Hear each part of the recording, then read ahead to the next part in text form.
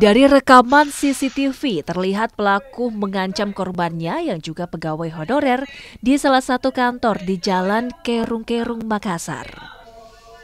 Pelaku mengancam korban dengan senjata tajam lantaran ketahuan mencuri 2 unit lampu sorot milik kantor yang disimpan dalam karung.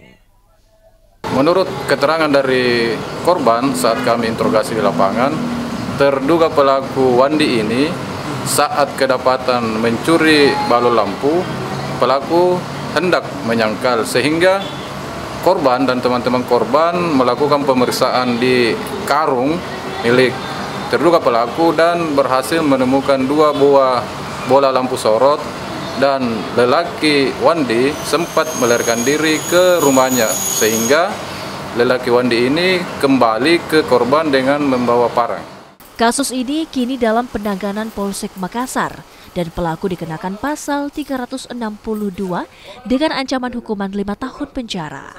Rama Pratapa, Kompas TV, Makassar, Sulawesi Selatan.